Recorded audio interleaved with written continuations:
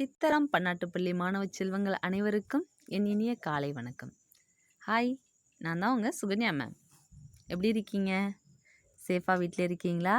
யா, super, very good. Okay, daily lesson எடுத்து ரொம்ப போர் அடிக்குதா? இல்லையா? ஜாலியாக இருக்கா? லெசன் ஜாலியாக இருக்கா?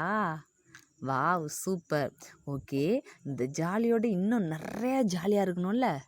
இன்னும் எப்படி ஜாலியாக இருக்கணும்? ரொம்ப ரொம்ப ரொம்ப ரொம்ப ஜாலியாக இருக்கிறதுக்காக மேம் இன்னைக்கு என்ன சொல்ல போகிறேன் தெரியுமா? யா, சூப்பர், கதை சொல்ல போகிறேன். என்ன கதை சொல்ல போகிறேன் தெரியுமா? சிங்கம் கதை சொல்ல போகிறேன். உங்களுக்கு சிங்கம்னா ரொம்ப பிடிக்கும்ல? சிங்கம் யார் சொல்லுங்க பார்க்கலாம்? சிங்கம்னா காட்டுக்கு ராஜா. சரியா? சிங்கம் யாரு? காட்டுக்கு ராஜா தானே? யா, சூப்பர். உங்களுக்கு நான் சிங்க கதை சொல்ல போகிறேன். சொல்லலாமா? ரெடியா? எல்லோரும் ரெடியாக இருக்கீங்களா? யா, ஒரு பெரிய காடு இருந்துச்சான். அந்த காட்டில் நிறையா விலங்கு இருந்துச்சான். அதில் சிங்கம் இருக்கு இல்லையா? இந்த சிங்கம் தான் பெரிய ராஜால. அந்த சிங்கம் எல்லா விலங்குகளையும் வேட்டையாடிக்கிட்டே வருமா. அதனால இந்த சிங்கத்தை எந்த விலங்கு பார்த்தாலும் போய் ஒளிஞ்சு நின்றுக்குமா. சரியா? இந்த சிங்கத்தை எந்த விலங்கு பார்த்தாலும் ஓடி ஒளிஞ்சு போய் நின்றுக்குமா. ஒரு நாள் எல்லா விலங்குகளும் ஒன்று சேர்ந்துச்சான்.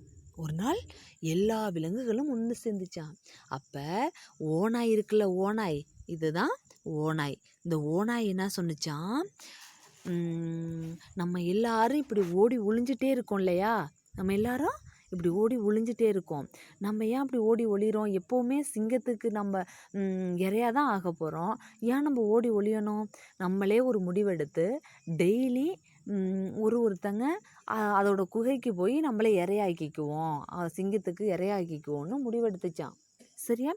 முடிவெடுத்ததுக்கு அப்புறம் எல்லா விலங்குகளும் ஒத்துக்கிட்டுச்சான். சரி, அப்படியே செய்யலான்னு சொல்லி ஒத்துக்கிட்டுச்சான். அதை போய் சிங்கராஜா கிட்ட இந்த ஓநாய் போய் அதை சொன்னிச்சான். இது மாதிரி நீங்கள் குகையிலே இருங்க, நாங்கள் டெய்லியும் ஒரு விலங்கா வர்றோம், நீங்கள் சாப்பிட்டுக்கலாம் அப்படின்னு சொல்லி சொன்னிச்சான். சிங்கம் அதுக்கு என்ன சொன்னிச்சான்? இங்கே பார், நீ எனக்கு சாப்பாட்டு நேரம் தாமதம் ஆணுச்சுன்னா நான் உங்கள் எல்லாரையும் அடித்து சாப்பிட்ருவேன் அப்படின்னு சொல்லி ஓநாயை மிரட்டுனுச்சான். ஓநாய் என்ன சொன்னிச்சான்?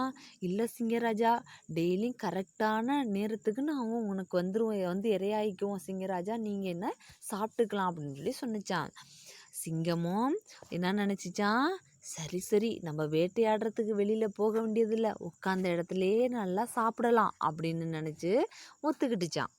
அது சொன்னது போலேயே ஃபஸ்ட்டு நாள் மான் வந்துச்சான், அடித்து சாப்பிட்டுச்சான். அடுத்தது வரி குதிரை வந்துச்சான், அதையும் அடித்து சாப்பிட்டுருச்சான்.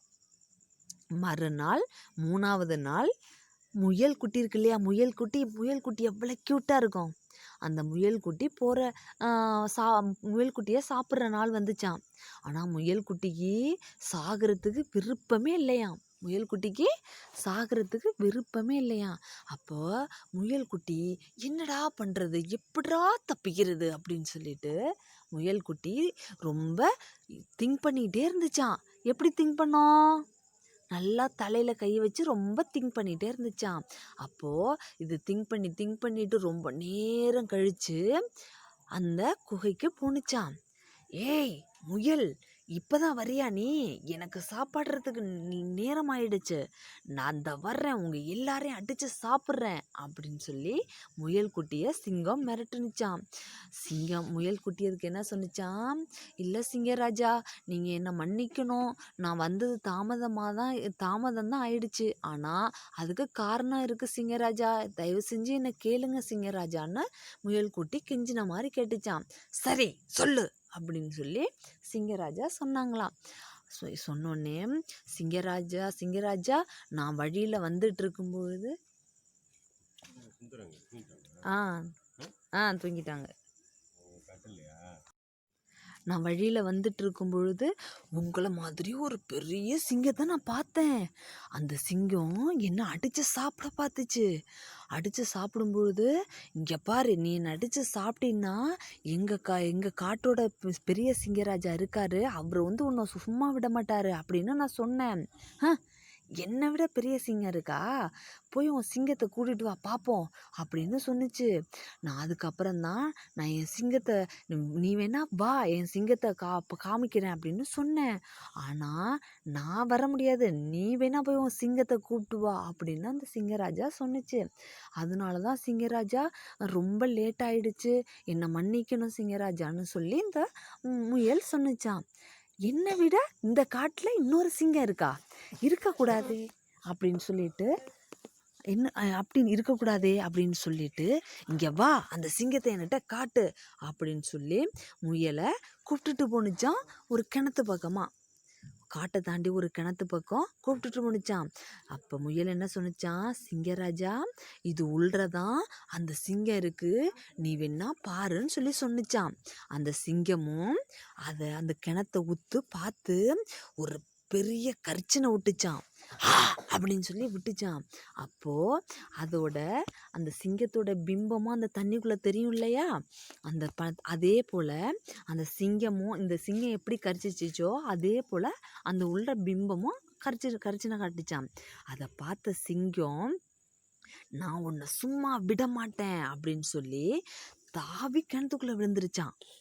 கிணத்துக்குள்ளே விழுந்தோடனே அதுக்கு பிம்பந்தான்னு தெரியாமல் அது முட்டாள்தனமாக கிணத்துக்குள்ளே விழுந்தோடனே அந்த கிணத்துல மூழ்கி அந்த சிங்கம் அப்படியே இறந்து போயிடுச்சான்.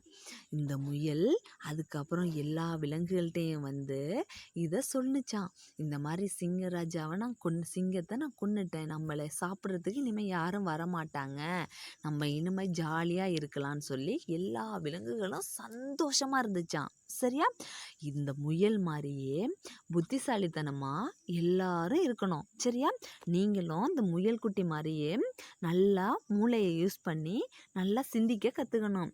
உடம்புல பலம் மட்டும் இருந்தால் பத்தாது. சரியா? உடம்புல பலம் மட்டும் இருந்தால் பத்தாது, நல்ல புத்தியை யூஸ் பண்ணி நல்லா புத்திசாலித்தனமாக எந்த ஒரு விஷயத்தையும் சிந்தனை பண்ணி தான் செய்யணும். சரியா? சூப்பர். கதை எப்படி இருக்கு? நல்லா இருக்கா? இந்த கதையை நீங்கள் வீட்டில் மேம் சொல்கிற கதையை கேட்டுட்டு நீங்கள் அம்மாட்ட அப்பாட்ட பாட்டிக்கிட்ட எல்லார்கிட்டையும் சொல்லி பார்க்குறீங்க. சரியா? ஸ்கூல் ஓப்பன் ஆனதுக்கப்புறம் நீங்கள் இந்த ஸ்டோரியெல்லாம் மேம்க்கு வந்து சொல்லணும். சரியா? ஓகே, நன்றி.